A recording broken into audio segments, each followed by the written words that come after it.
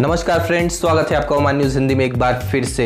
Royal Oman police ने प्रवासी workers के लिए बेहद ही महत्वपूर्ण अपडेट निकाला है। खास करके यदि आप ड्राइवर हैं तो इस खबर को ध्यान से देखिए, क्योंकि आने वाले 1 जून 2021 के बाद से ड्राइवर का जो वीज़ा होगा, ड्राइवर वर्कर का जो रेजिडेंस कार्ड होगा, वो अब रेन्युअल नहीं हो पाएगा। ऐसा क्यों कहा है रॉयल ओमान पुलिस ने? तो बताया गया है कि यदि ड्राइवर के वीज़े पे जो भी व्यक्ति ओमान में काम कर रहे हैं, उनके पास वैलिड लाइसेंस यदि नहीं है तो उनका जो वीज़ा है 1 जून 2021 के बाद से रेन्युअल नहीं हो पाएगा। लेकिन जो उनके वीज़े का लास्ट डेट जब तक है तब तक वो आराम से ओमान में रह सकते हैं। लेकिन यदि वीज़े का जो लास्ट डेट जून के बाद है और आप अपने वीज़े को रेन्युअल कराना चाहते हैं तो ये पॉसिबल नहीं होगा।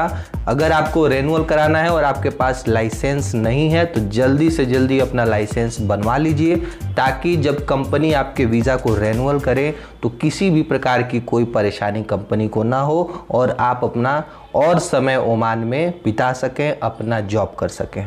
रॉयल ओमान पुलिस ने अपने अपडेट में बताया है कि एक ऐसे व्यक्ति को हमने गिरफ्तार किया है जो कि क्वारंटीन के नियमों को तोड़ते हुए फरार हो गया था। जी हां, इसके पास जो ब्रेसलेट था, इसको नहीं मालूम था कि रॉयल ओमान पुलिस उस ब्रेसलेट में ट्रैकिंग डिवाइस लगाई है, जीपीएस लगाई है। वो जहां जहां जाएगा वो ब्रेसलेट के वजह से उसको रॉयल ओमान पुलिस ट्रैक कर सकती है, मिनिस्ट्री ऑफ हेल्थ ट्रैक कर सकती है, उसके स्वास्थ्य पे नज़र रखा जा सकता है।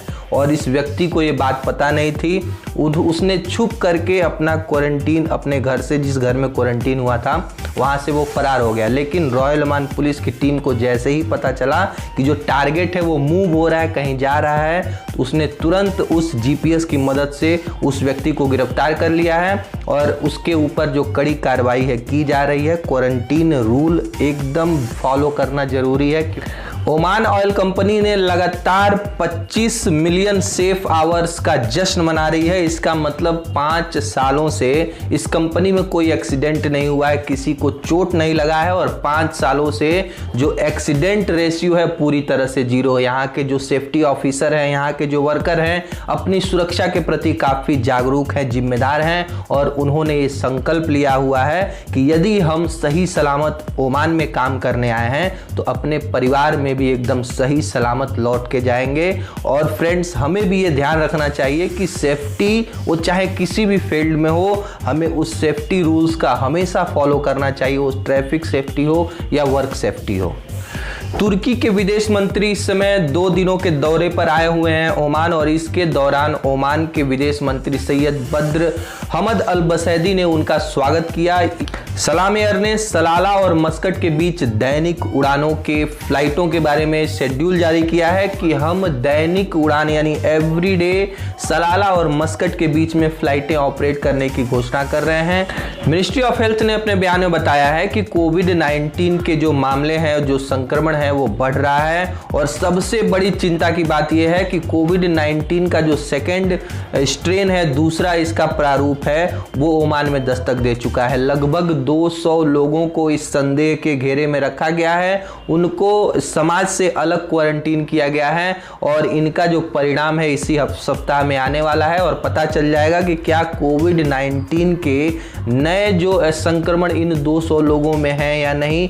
मिनिस्ट्री ऑफ हेल्थ ने बताया है कि ओमान में टीकाकरण का कार्यक्रम काफी जोरों से चल रहा है। हालांकि फाइजर एंड बायोटेक कंपनी के टीका का जो दूसरा डोज है उसको मिलने में थोड़ी देरी हुई है, लेकिन एस्ट्राजेनेका जो मेड इन इंडिया वैक्सीन है उसको लगाया जा रहा है लोगों को बचाने के लिए। और जो एक सर्वे कराया गया था कि ओमान में कितने % लोग टीका लगवाना चाहते हैं, तो लगभग इस सर्वे में 75% ने अपनी हामी भरी है। 75% जो आबादी है वो चाहती है कि हमें कोविड-19 वैक्सीन का टीका लगे। इनके मन में कोई डर, दुविधा, कोई शंका नहीं है, पूरी तरह से क्लियर कट है कि वैक्सीन यदि लगेगी तभी हम कोविड-19 से बचे रह पाएंगे। लेकिन जो भी व्यक्ति वैक्सीन ले रहा है तो उन लोगों को भी मास्क लगाना पड़ेगा, उन लोगों को भी सोशल डिस्टेंसिंग करनी पड़ेगी, क्योंकि वैक्सीन उनको बचाएगी, लेकिन वो वायरस को समाज में फैलाने का खतरा अभी भी उनके साथ चलता ही रहेगा।